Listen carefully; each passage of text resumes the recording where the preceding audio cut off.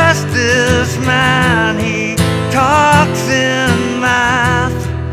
He buzzes like a fridge, he's like a detune radio.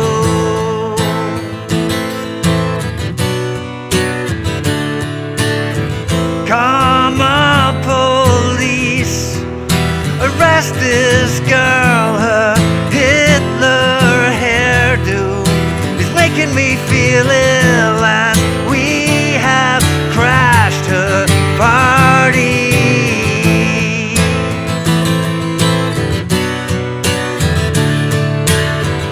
This is what you get. This is what you get. This is what you get when you mess with us.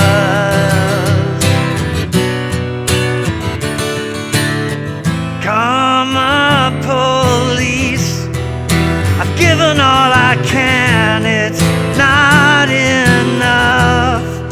I've given all I can, but we're still on the payroll.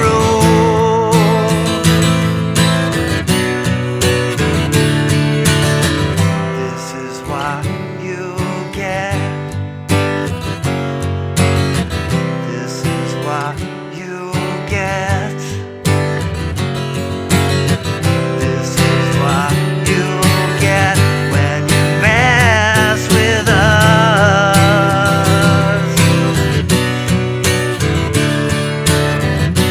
For a minute there, I lost myself. I lost myself. For a minute there, I lost myself. I lost myself.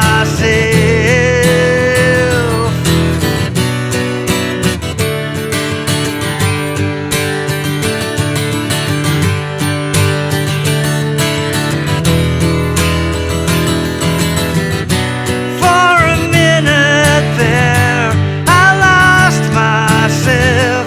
I lost myself.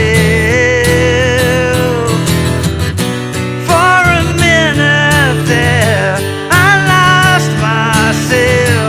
I lost myself.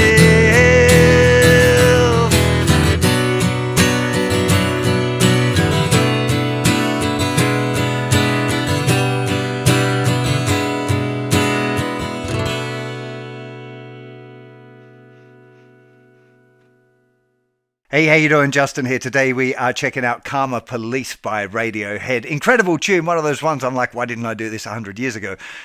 Really fun one to play. Good for kind of advancing beginners that are capable with their bar chords. You need a B minor bar chord. You can play G as an open chord or as a bar chord. You need an F sharp 7, but they've all got kind of the classic Radiohead quirks to them. So that not all of the chords are kind of your standard kind of shapes, which makes it an interesting and fun one to learn. I'll show you where I can simplified versions, but I'm going to be mostly focused on the as I imagine it's played on the original recording. Let's get to a close-up and check it out. So the first chord is an A minor chord. If you're learning this song, I'm assuming you're familiar with A minor already. The next chord is a D9 with an F sharp bass. Basically, you're just moving second finger down to the second fret of the thicker string. That will mute the fifth string. Probably won't be able to help at muting that string. Open fourth string, second fret, first fret, open.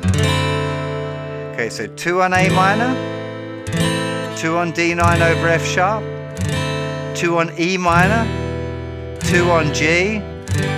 Now again, G chord, you could choose which G you play or what fingering you like. Changes depending on where I am in the song. So A minor, D9 over F sharp bass, E minor to G, A minor, F major 7 over C.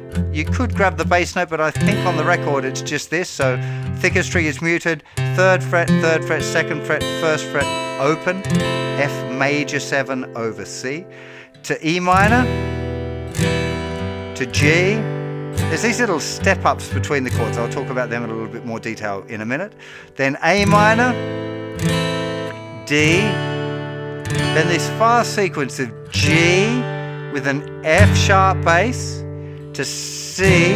I think on the original recording I'm hearing C with an E bass note, but from looking at live videos it looks like Tom is just playing a regular C. Maybe he's playing that thickest note, but I'm hearing this kind of G with the F sharp bass, then C with a B bass going to the A minor. So it's G with an F sharp bass to C with a B bass to A minor.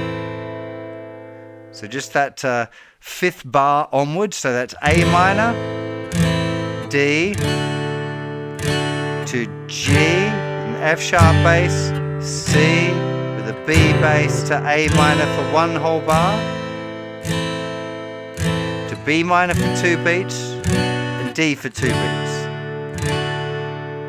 Okay, so it is a quite long chord progression. It might take a few goes to be able to memorize that. It's an 8-bar long sequence without too much repetition. So it does make it a little bit on the awkward side for remembering. But again, fits really beautifully with the melody. So especially if you're singing along or you're familiar with the song already, you probably won't find it too tricky. Any of these chord progressions that you find hard, definitely recommend you typing them out or writing them out yourself. Of course, you can go and check out JustinGuitar tabs if you want the music up on the screen for you right away. But there is benefit to writing it out by hand as well. It's what I do, and it helps me remember it for sure. So let's go through that whole 8-bar sequence now a couple of times, make sure we got that right under our fingers. So A minor, D9 with an F sharp bass, to E minor, to G, A minor, F major 7 over C, E minor, to G, A minor, D major, to G with an F sharp bass, C with a B bass, A minor, 2, 3, 4, B minor, D. Hey, before you go any further, I'd get familiar with those chords, make sure they're under your fingers nicely. A good sort of strumming pattern that we're looking at, there's lots of variations that happen on the original recording. You can listen to it and take in as many of the little variations as you want, but a good starting point is going to be 1 and 2 and a 3 and 4 and a down, down, down, down, up, down, down, down, down. Okay, you feel free to leave some out if you want or add a few extras in, but that would be a good kind of starting pattern.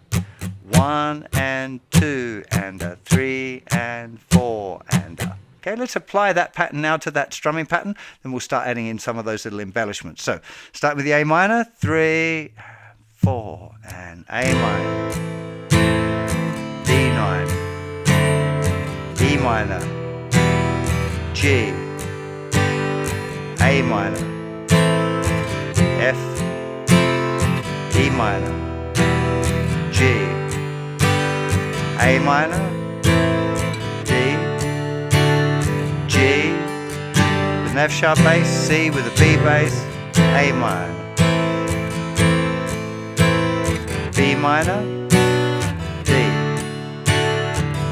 A minor to D9 to E minor. G and all in A minor to F major 7 to E minor. It's G and all E minor, A minor to D, to G with an F sharp bass, to C with a B bass, to A minor, B minor to D. Now, on the original recording, there's quite a few little embellishments that are really tastefully done on the piano, and I feel like they kind of weave really nicely in with the guitar part as well. There are some bass movements that you can hear Tom doing on the acoustic guitar quite clearly. He seems to do them live as well. So if I just take you through some of those ones. So A minor to D9er, D9er? What's a D9er chord? A minor to D9. The first one is E minor. It's just a step. Second finger, second fret on the sixth string. 1, 2, and 3. Now I'm keep doing this little hammer on here from the G, going back to the A minor. I think the piano plays it on one of the times through, and it's become lodged in my musical imagination of how the song goes. You can choose to add it in or not. So A minor, D9, E minor, bass, G, maybe add that one in.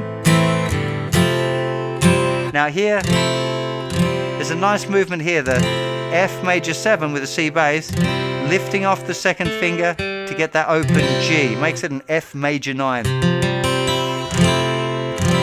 Sounds really nice, it's on the record. E minor, G, with the little hammer if you want, A minor, to D, G. Now, this F sharp bass, it's really hard to hear exactly what it is. It could be G, D with an F sharp bass, technically. Not 100% certain. I'm really certain about the bass note, the top, whether I'm hearing it as a G or a D with an F sharp bass. Not 100% sure which one it is. If anyone in Radiohead ever watches this video can let me know, that'd be grand. Then the C, like I said, Tom seems to be playing a C chord on live videos, but I'm hearing a E bass note. But maybe that's just best left for the bass player. And then A minor. On the A minor, using sus2 or sus4, or a hammer on with the second finger, all of those things are nice embellishments in that point. B minor to D, all the way through.